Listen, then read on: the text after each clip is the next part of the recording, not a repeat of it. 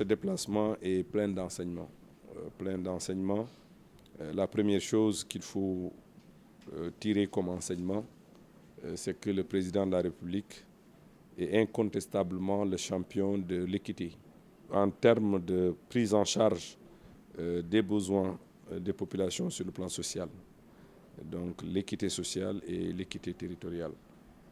Ce que vous avez vu, je pense que au niveau du département de Podor, avec les inaugurations, les lancements de travaux, mais je vais mettre l'accent sur la région de Matam, qu'il a visité et où on peut constater beaucoup d'inaugurations et beaucoup de lancements de travaux.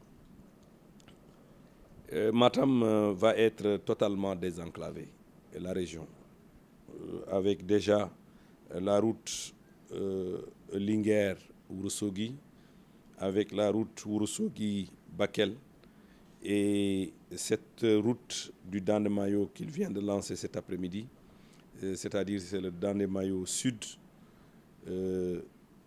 permettra de manière définitive de désenclaver le département de Kanel, après avoir lancé les travaux au niveau du département de Matam, notamment sur ce qu'il convient d'appeler le Dandemayo Nord. Quand je reviens un peu sur ce que nous avons vu en termes d'inauguration et en termes de lancement des travaux, je pense que le PSE vert est vraiment en marche. Ceux qui n'ont jamais visité le Fouta ou ceux qui ont visité le Fouta il y a de cela quelques années pourront se rendre compte que le président de la République est en train de transformer. Mais la transformation va être beaucoup plus importante si on termine ce programme qui va de 2021 à 2025, qui va au total engranger 450 milliards de francs CFA.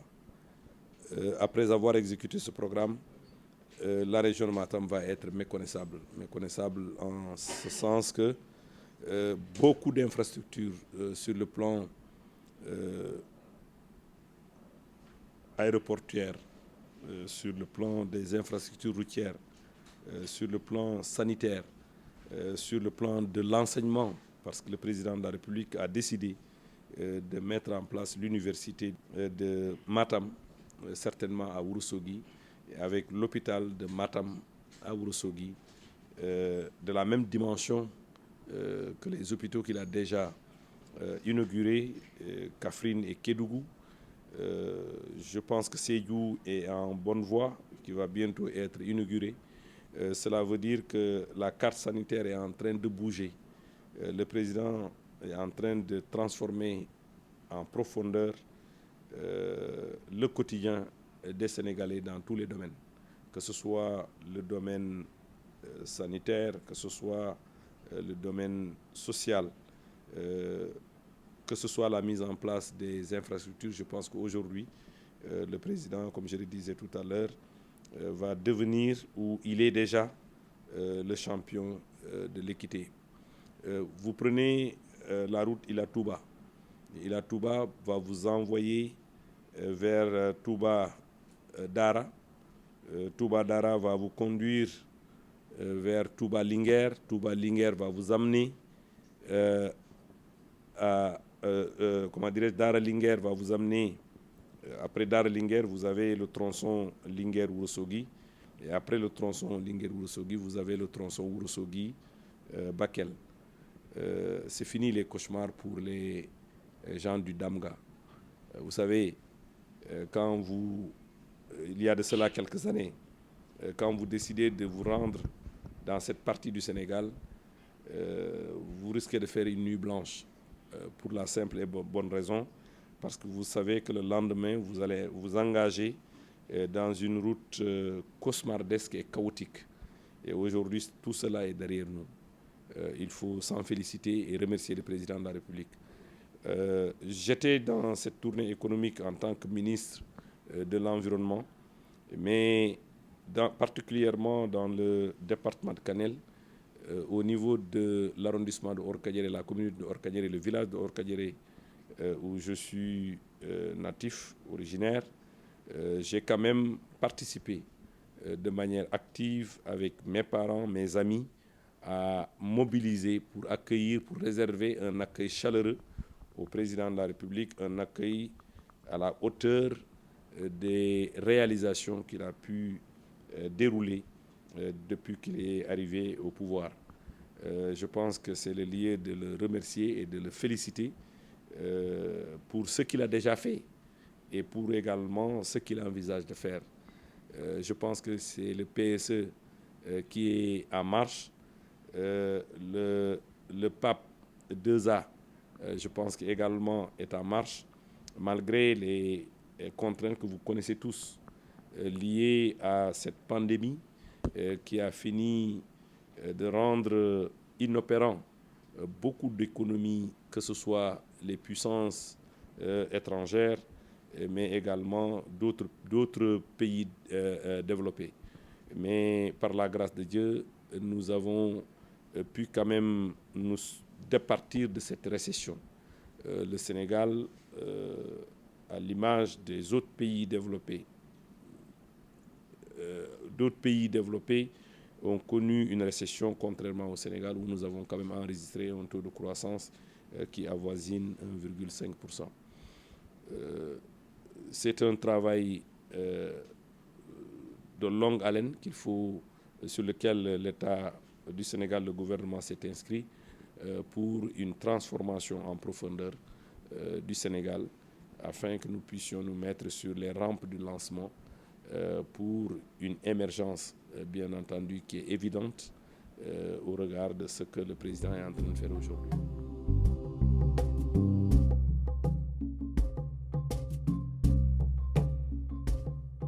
Vous savez, le cheval fait partie des animaux les plus nobles. C'est la raison pour laquelle le village a décidé d'offrir un cheval au président pour le remercier. Pour le remercier parce que, vous savez, le président de la République est issu de cette lignée noble de ce qu'on appelle les lames taureaux. Donc, offrir un cheval qui est signe de noblesse au président de la République est quelque chose d'important pour nous. Donc, c'est la raison pour laquelle nous avons décidé, le village tout entier, d'offrir ce cheval au président de la République.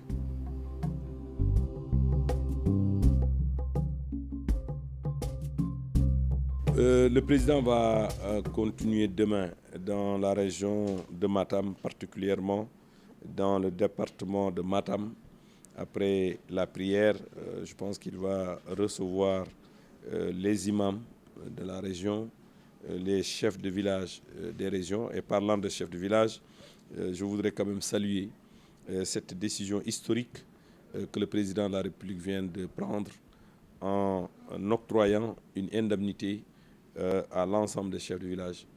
C'est également une injustice qui vient d'être réparée. Donc cela vient confirmer ce que je disais tout à l'heure, que le président de la République est le champion de l'équité.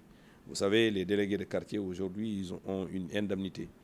Et même si le chef de village joue une fonction de déconcentration, il est dans cette organisation, il relève de la déconcentration, contrairement aux délégués de quartier qui relèvent de la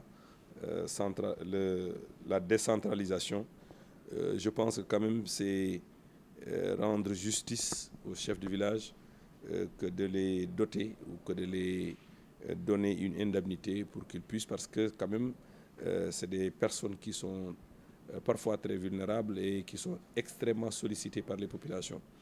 Donc donner une indemnité à cette frange de population atteste à suffisance que le président de la République est un champion de l'équité. L'équité sociale.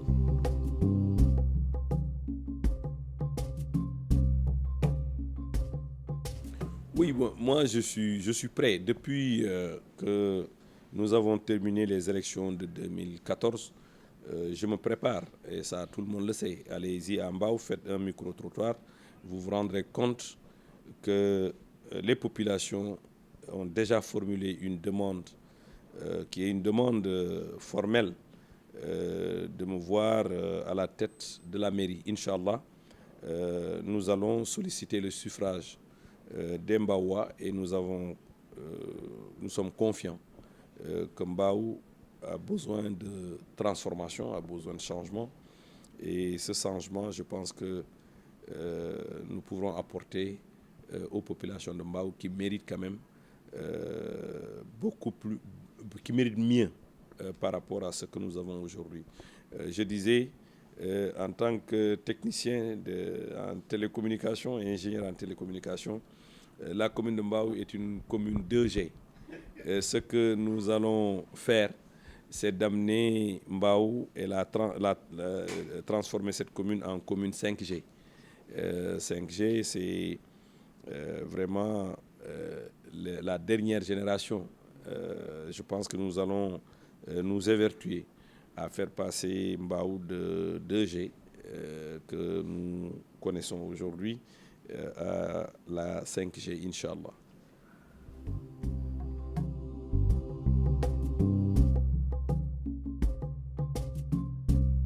Quoi que le président fera, il y aura toujours des gens qui vont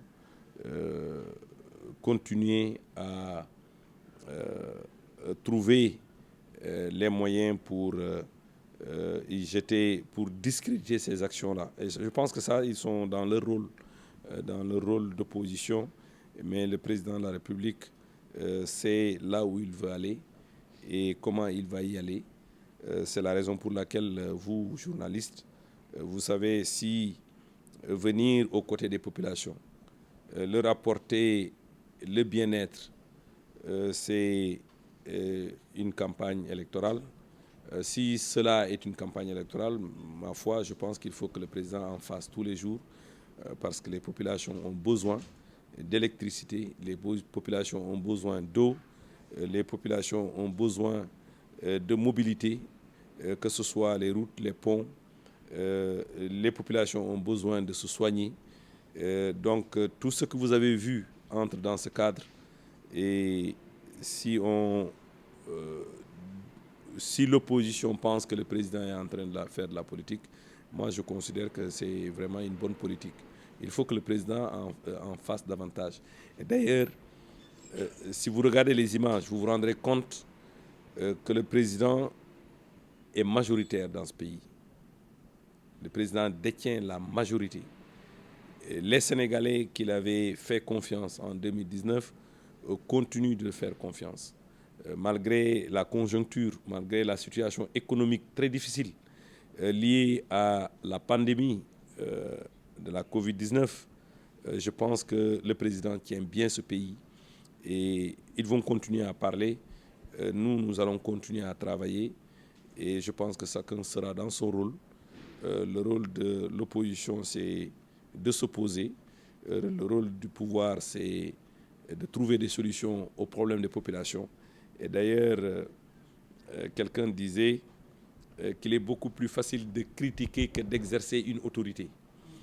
Ceux qui sont actuellement, je ne citerai pas de nom, ceux qui pensent que tout est mauvais, le jour où le Sénégal aura la malchance de les mettre à l'épreuve, le Sénégal se rendra compte que leur ambition est vraiment inversement proportionnelle à leur capacité de gérer ce pays.